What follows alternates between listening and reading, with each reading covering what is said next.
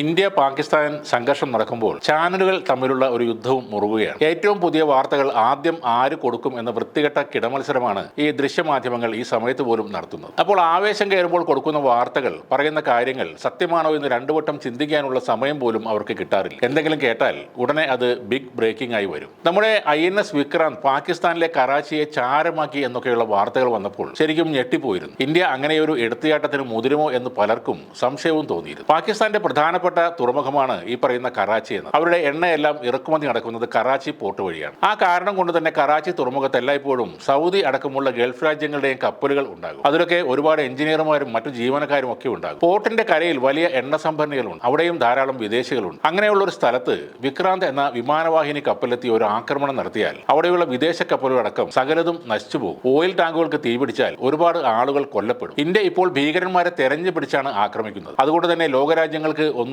നമ്മളെ കുറ്റം പറയാനും ആകുന്നില്ല. സാധാരണക്കാരെ ഒഴിവാക്കിക്കൊണ്ടുള്ള ഒരു ആക്രമണം മാത്രമാണ് ഇന്ത്യ നടത്തുന്നത്. വലിയ അന്താരാഷ്ട്ര പിന്തുണ ലഭിക്കാനുള്ള പ്രധാന കാരണവും ഇതുതന്നെയാണ്. അപ്പോൾ അതെല്ലാം കളഞ്ഞുകൊണ്ട് കറാച്ചി തുറമുഖം ആക്രമിക്കാൻ ഇന്ത്യ തയ്യാറാകുമെന്ന് തോന്നുന്നേയില്ല. തുറമുഖം ആക്രമിക്കാതെ തന്നെ പാകിസ്ഥാന് വലിയ പ്രഹരം ഏൽപ്പിക്കാനും നമുക്ക് കഴിയും. കറാച്ചിയിലേക്കുള്ള കപ്പലുകൾ കടലിൽ വെച്ച് തടഞ്ഞുകൊണ്ട് അവരുടെ ഓയിൽ സപ്ലൈ ബ്ലോക്ക് ചെയ്യിക്കാൻ നമുക്ക് കഴിയും. പാകിസ്ഥാനിലെ വൈദ്യുതി ഉൽപ്പാദനം 80% ഡീസൽ ഉപയോഗിച്ചാണ് നടത്തുന്നത്. എണ്ണ കൃത്യമായി സ്റ്റോക്ക് ചെയ്യാൻ അവർക്ക് സംവിധാനവുമില്ല. നമ്മുടെ 27 കപ്പലുകളാണ് ഇപ്പോൾ അറബിക്കടലിൽ യുദ്ധസജ്ജമായി നിലകൊള്ളുന്നത്. അതുകൊണ്ട് ആ ഒരു ബ്ലോക്ക് ചെയ്യൽ സാധ്യവുമാണ്. തുറമുഖം ബോംബിട്ട് തകർക്കുന്നതിനേക്കാൾ മാരകമായ ആക്രമണം ഇത് തന്നെ ആയിരിക്കും. പിന്നീട് ഈ ചാനലുകാർ പറഞ്ഞത് വിക്രാന്തിൽ നിന്ന് മിസൈൽ അയച്ചു എന്നാണ്. INS വിക്രാന്ത് ഒരു എയർക്രാഫ്റ്റ് കാരിയറാണ്. അത് മിസൈൽ അയക്കാൻ ഡിസൈൻ ചെയ്ത ഒരു കപ്പലല്ല. അതിനായി നമുക്ക് മറ്റ് കപ്പലുകളുണ്ട്. അതേപോലെ തന്നെ അജിത് ഡോവലിന്റെ പേരിൽ ആരോ ഇറക്കിയ വ്യാജ സ്ക്രീൻഷോട്ട് വെച്ച് പാകിസ്ഥാൻ ഇനി ഭൂമിയിൽ ഒരു രാജ്യമായി ഉണ്ടാവില്ല എന്നായിരുന്നു അരമണിക്കൂർ ചർച്ച. അത് കഴിഞ്ഞ് കുറച്ച് കഴിഞ്ഞപ്പോൾ അവർ തന്നെ പറയുന്നു, ഇത് ജെനുവിൻ അക്കൗണ്ട് അല്ല,